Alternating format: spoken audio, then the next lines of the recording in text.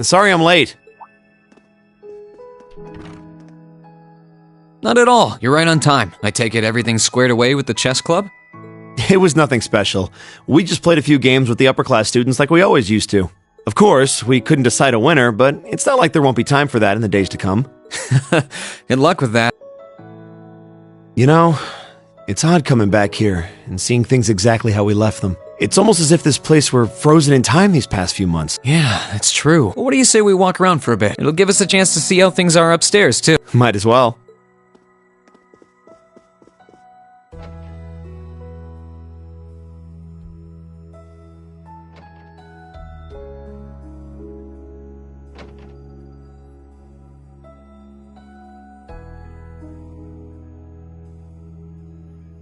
And everything's the same up here, too. Can't say I'm terribly surprised.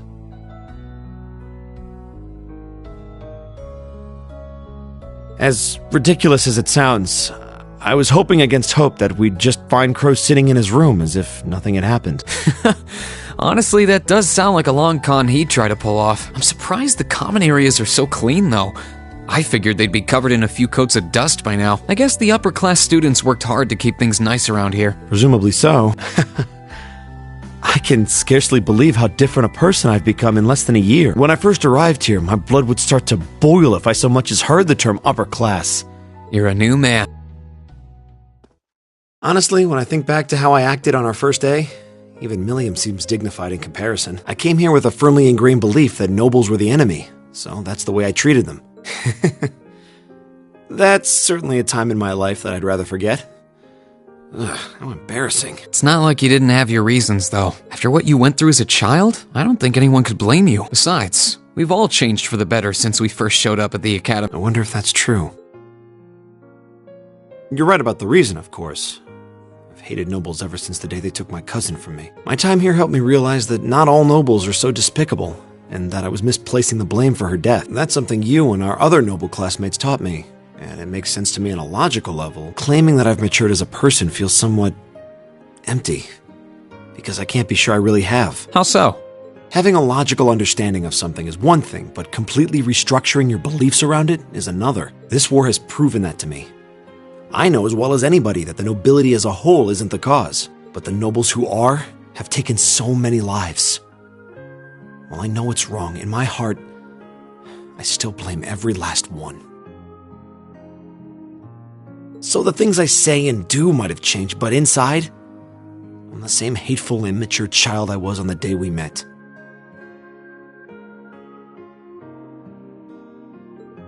Still, that used to frustrate me, even make me resent myself. But not Why's that? because I've accepted myself. My immaturity is still a part of who I am. I can't change that in a day, but I can keep trying.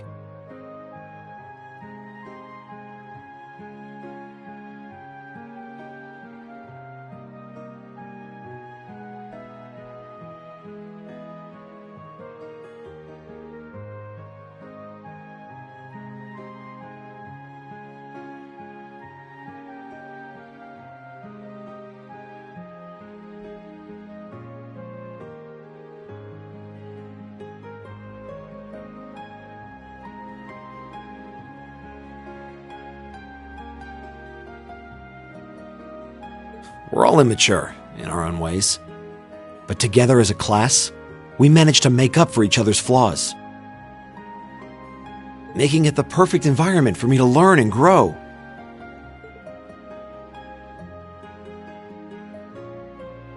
All I can do is keep learning and improving. That's the only thing any of us can do, and we've still got a long way to go.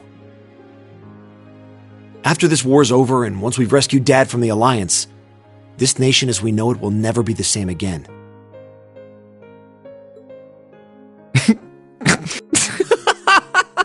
Hey, cut it!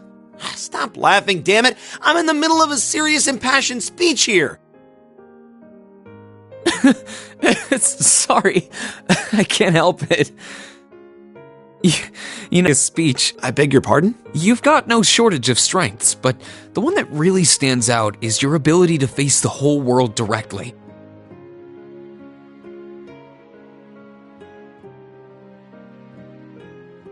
Eustace might argue you're a little too direct, since you do occasionally run yourself straight into trouble.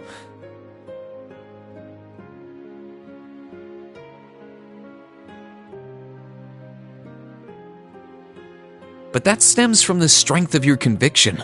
You stand by your beliefs, and you're willing to fight for them.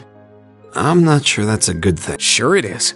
It's why you're able to tackle problems that others would rather avoid, even the most difficult ones. Like the class system. Most people would have just seen it as a fact of life, but you see it as a problem that needs uprooting. I have nothing but respect for that. You're serious in the truest sense of the word, so this speech just made... What? That wasn't the response I was hoping to elicit. And what's with all this heart-to-heart stuff all of a sudden? You should know by now that if you try to give me a serious speech, I'll give you one right back. And I'm not even done. I'm being completely honest when I say that as long as the two of us are together, we can build a brighter future for Erebonia. Throughout the war, so many have gotten injured, or worse, lost their lives, and I don't want it to be for nothing at all. I want a future where people can look back and say their losses weren't in vain. That's certainly ambitious. But I'm sure we will. We'll live our lives to better those of the people around us, starting with taking Crow back from the Alliance. And then we'll build that future of ours, piece by piece. It's a promise.